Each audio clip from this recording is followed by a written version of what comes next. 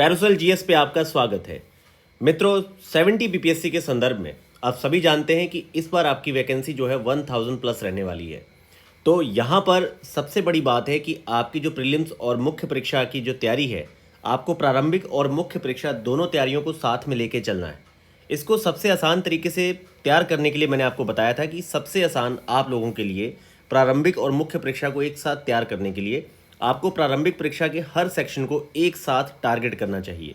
जैसे उदाहरण के तौर पे जब आप हिस्ट्री के पार्ट को तैयार कर रहे हैं तो आप प्रारंभिक परीक्षा के इतिहास वाले सेक्शन के साथ, जैसे मान लीजिए आपने यहाँ पर अपना जो आपका हिस्ट्री सेक्शन है, आपने यहाँ पर हिस्ट्री सेक्शन अपना स्टार्ट किया, तो हिस्ट्री सेक्शन के साथ आपको क्या करना चाहिए कि जो आपके बीपीएससी के संदर्भ में यहाँ पर आपका आर्ट और कल्चर का पार्ट है, आपका आर्ट कल्चर हो गया। इसके साथ साथ आपका जो मॉडर्न हिस्ट्री का सेक्शन सबसे ज़्यादा पूछा जाता है, तो आपने बीपीएससी आर्ट और कल्चर के साथ साथ मॉडर्न हिस्ट्री के सेक्शन को तैयार करना है। साथ ही साथ आप अपने बिहार स्पेशल, क्योंकि यहाँ का इतिहास भी काफ़ी ज़्यादा आपका कॉमन ही है, तो आप बिहार की जो पूरी आपकी हिस्ट्री है इसको भी आप उसके साथ में ही तैयार कीजिए। और इसमें भी किस तरह के प्रश्न पूछे जाते हैं, इसके लिए आपको हर सेक्शन के साथ प्रीवियस ईयर क्वेश्चन पेपर को करना ही करना है।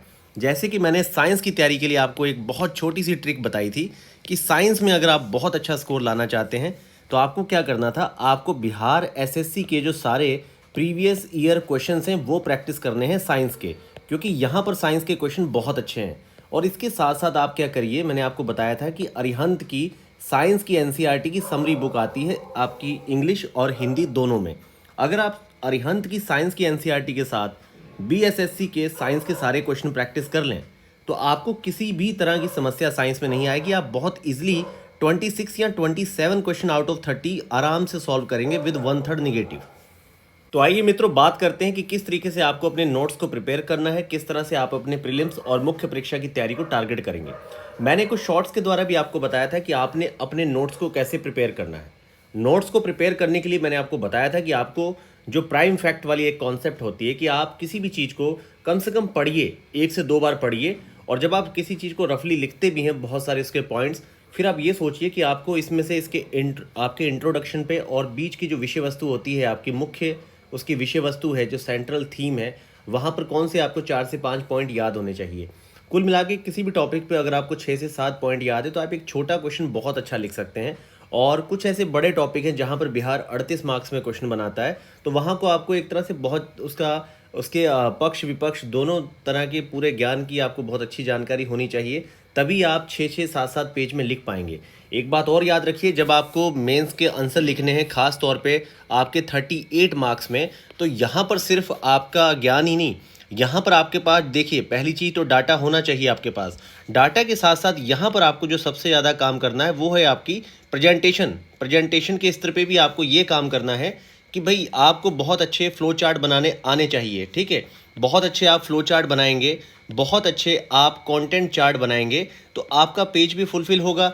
और ऐसे कई सारे सेक्शन हैं जहाँ पर आप अपना क्या कहते हैं, मैप का भी बहुत अच्छा यूज़ कर सकते हैं। जैसे यहाँ पर बात करते हैं हम लोग आर्ट एंड कल्चर की, तो आर्ट एंड कल्चर में तो आप यहाँ पर स्तूप बना ही सकते हैं। उसके साथ साथ आपको स्तूप के साथ साथ जैसे आप बिहार का पूरा मैप बना के उसमें जो उसकी प्राइम लोकेशंस है उनको लोकेशंस को पिन कर सकते हैं आप मैप के थ्रू भी। तो आपको यहाँ पर फ्लो चार्ट भी देने हैं, कंटेंट चार्ट भी देने हैं, आपको मैप्स भी बनाने हैं, आपको डायग्राम भी बनाने हैं। हर तरह की जो आपके अंदर स्किल है आप उसका इस्तेमाल करिए। बात करते हैं यहाँ पर महिलाओं की, एक छोटा सा एग्जांपल है। अगर मान लीजिए यहाँ पर आपकी जेंडर इन इक्वालिटी पे क्वेश्चन आपका आता है, तो आप साक्षरता, जनघनत्व या कई सारे जो पैमाने हैं पुरुषों की महिलाओं की तुलना करते हुए, जहाँ राजनीतिक आंकड़े भी हैं आपके पास, सांख्यिकी वगैरह कार्यान्वयन मंत्रालय के, तो आप उनको भी चार्ट के फॉर्म में दिखा सकते हैं कि भाई किस तरह से, मतलब बार चार्ट दिखा के भी आप प्रेजेंट कर सकते हैं कि 1991 से 2001 और 2011 तक किस तरह के आंकड़े आपके जो हैं वो कम हुए हैं या फिर बढ़े हैं। तो इस तरह से आपको हर तरह की कलाकारी सीखनी है, और ये आपका सेकेंडरी वर्क है। पहला तो है कि जो प्राइम चीज़ें हैं, जो यहाँ पर आपके सबसे ज़्यादा प्राइम क्वेश्चन है, आप उस पर अपना कॉन्टेंट तैयार कीजिए। मैंने आपको कई बार बताया है कि जो आपका यहाँ पर फर्स्ट पेपर है, ख़ास तौर पे यहाँ पर आपका जो पहला पेपर है, जैसे आपका हिस्ट्री सेक्शन आता है, ठीक है, जिसमें आपका मॉडर्न सेक्शन आपसे काफ़ी पूछा जाता है। आपका मॉडर्न सेक्शन यहाँ पूछा जाता है, आर्ट एंड कल्चर के आपके यहाँ पर क्वेश्चन है, मॉडर्न के क्वेश्चन है, ठीक है।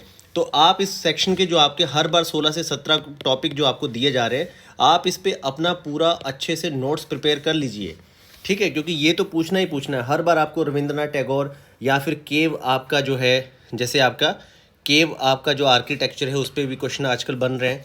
उसके अलावा आपको पता है कि स्तूप वगैरह पे मौर्यन आर्ट, पाल कला, पटना कलम चित्रकला सब पे क्वेश्चन बनते हैं। तो इस पर आप बहुत ही कॉम्प्रहेंसिव और बहुत ही शानदार अपना नोट्स बनाइए। Content flow chart, diagram, maps पहले से ही आपके डिसाइडेड होना चाहिए कि भाई आप क्या ड्रॉ करेंगे, कहाँ पे आपको क्या ड्रॉ करना है, पहले से डिसाइडेड होना चाहिए आपका ये पॉइंट, तभी आप दूसरों से मार्जिन लेंगे।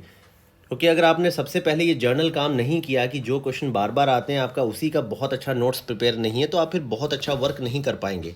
तो इसी चीज़ पे मैं आपको काम करने के लिए कह रहा हूँ।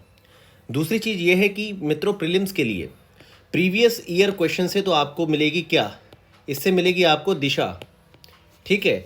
और इस दिशा के बाद आप अपनी दशा पे कैसे काम करेंगे, अपनी दशा सुधारने के लिए आपको मैंने पहले भी बताया है कि मित्रों आपको यहाँ पर एनसीईआरटी, आपको एनसीईआरटी प्लस आपको टेक्स्ट बुक पढ़नी पड़ेगी। और कुछ चीज़ों में मैंने देखा है कि शॉर्टकट काफ़ी अच्छा है, जैसे कि एनसीईआरटी में मैं बात करूँ साइंस की, तो साइंस में जो आपके अरिहंत की समरी है वो काफ़ी अच्छी है, बुरी नहीं है, वो पूरा काम कर रही है। तो यहाँ पर साइंस में आप अरिहंत की समरी के साथ साथ बीएसएससी के साइंस के क्वेश्चन प्रैक्टिस कीजिए, आपका साइंस बहुत अच्छा हो जाएगा। किसी भी तरह की आपको यहाँ पर समस्या साइंस में नहीं आने वाली। हिस्ट्री सेक्शन में हिंदी माध्यम के विद्यार्थी जो है वो किरण कंपटीशन को बहुत अच्छे से पढ़ें।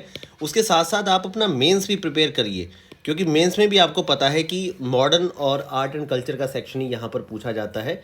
तो आप साथों साथ प्री के साथ साथ अपनी मुख्य परीक्षा की तैयारी के भी नोट्स बनाइए। थोड़ा सा आपको अपना मंथली, वीकली, पर डे का टास्क आपको डिसाइड करना पड़ेगा। नहीं तो ये सोच के कि 6 महीने 4 महीने, मैं आपसे कहना चाहता हूँ कि 30 सितंबर के बाद से 6 महीनों में आपने अपने मेंस पे कितना नोट्स बनाया है? क्या आपने 50 टॉपिक भी अपने प्रिपेयर किए हैं मेंस के? क्या प्रीलिम्स पे आपकी जो लगभग 300 to 400 ही थीम है जहाँ पे सारे क्वेश्चन बनते हैं, आपके 100+ क्वेश्चन जो है वो आपके 300 to 400 थीम पे ही हैं? क्या आपने इसमें से अपनी 100-150 थीम्स को रिफ्रेश किया है, प्रैक्टिस किया है? आपने MCQ सेट लगाए हैं? इन सब सवालों को पूछा करिए खुद से। मिरर प्रैक्टिस में पूछा करिए कि भाई आप जिस लेवल पे आप एसडीएम बनना चाह रहे हैं या पीसीएस अधिकारी होना चाह रहे हैं, आपने उसके साथ न्याय किया है? क्या आपने नोट्स बनाए? क्या आपने सेक्शन को सेकंड या थर्ड रिवीजन दी है? क्या आप बिल्कुल पूरी तरह से, आपका जो दिमाग है उस चीज़ को लेके पूरी तरह से डिसाइडेड है कि आपने उसको क्रैक करना है? और उसकी फील्ड में आप कितना आगे बढ़े हो, आपने क्या काम किया है?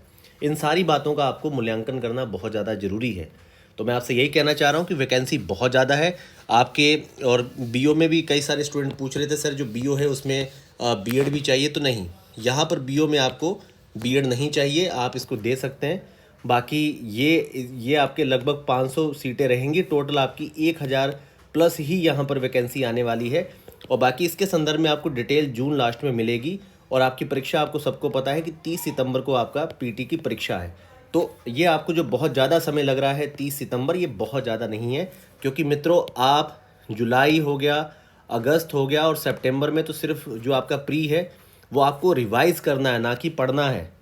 आपके पास सिर्फ जून तक का समय है और जून तक के समय के लिए मार्च, अप्रैल, मई और जून, यहाँ पर ये 4 महीने हैं आपके पास। और इन 4 महीनों में कम से कम भी आपको 60% मेंस, 40% अपनी प्रीलिम्स की तैयारी को समय देना है। तो समझ जाइए आपके पास समय नहीं है और आप बहुत ज़्यादा समय बर्बाद कर भी चुके हैं। तो जाग जाइए और बहुत सही तरीके से पढ़ना शुरू करिए। बाकी मित्रों, हमने प्रारंभिक और मुख्य परीक्षा के लिए दोनों बैच स्टार्ट कर रखे हैं। हमारे प्रीलिम्स के टेस्ट की जो क्वालिटी है वो स्टूडेंट्स ने भी बहुत अच्छी बताई है। और कॉपी रिव्यू ही हमारी मेंस की आंसर राइटिंग की स्ट्रेंथ है। कॉपी सही रिव्यू होगी, आपको सही कमेंट्स मिलेंगे, आप तभी सही दिशा में काम करेंगे। बाकी मेहनत करते रहिए। और बीपीएससी के संदर्भ में कोई मोस्ट इंपॉर्टेंट अपडेट आएगा तो आपको उसके संदर्भ में अपडेट किया जाएगा। धन्यवाद।